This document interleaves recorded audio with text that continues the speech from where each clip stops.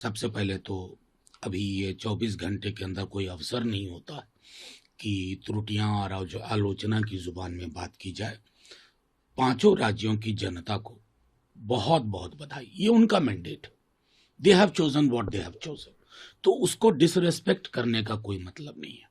हाँ, कुछ महत्वपूर्ण चीजें हैं इन चुनाव में। खास तौर पे मैंने असम और बंगाल में एक जो चीज देखी, वो मुझे थोड़ा एक नागरिक के रूप में, संविधान के एक की समझ रखने वाले के रूप में परेशान करती है। असम में कहा गया कि ये 30 सीट का हमको कुछ नहीं मतलब, हमें ये वोट नहीं चाहिए। कल बंगाल में काउंटिंग जब चल रही थी तो जिस तरह से हिंदू वोट, मुस्लिम वोट, हिंदू इलाका, मुस्लिम इलाका, हिंदू बूथ, मुस्लिम बूथ, वहां के कद्दावर लीडर बोल रहे थे जो संभवतः मुख्यमंत्री बनने की भी लालसा रखते हैं। मुझे लगा कि पार्टीशन के वक्त में भी कम से कम ऐसी जुबान नहीं थी।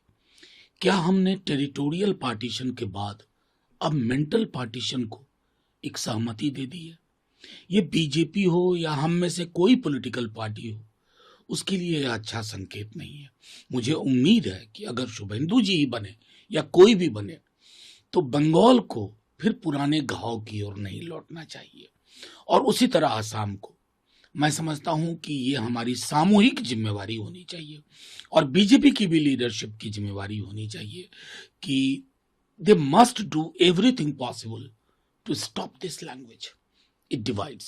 सबसे पहले तो अभी ये 24 घंटे के अंदर कोई अवसर नहीं होता कि त्रुटियां और आलोचना की जुबान में बात की जाए।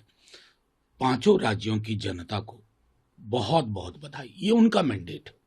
They have chosen what they have chosen, तो उसको डिसरेस्पेक्ट करने का कोई मतलब नहीं है। हाँ, कुछ महत्वपूर्ण चीजें हैं इन चुनाव में। खास तौर पे मैंने असम और बंगाल में एक जो चीज देखी, वो मुझे थोड़ा एक नागरिक के रूप में, संविधान के एक की समझ रखने वाले के रूप में परेशान करती है। असम में कहा गया कि ये 30 सीट का हमको कुछ नहीं मतलब, हमें ये वोट नहीं चाहिए।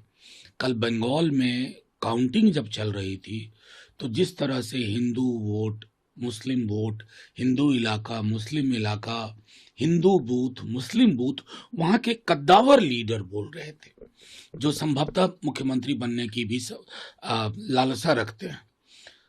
मुझे लगा कि पार्टीशन के वक्त में भी कम से कम ऐसी जुबान नहीं थी।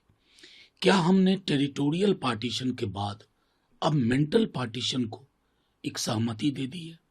ये बीजेपी हो या हम में से कोई पॉलिटिकल पार्टी हो, उसके लिए यह अच्छा संकेत नहीं है।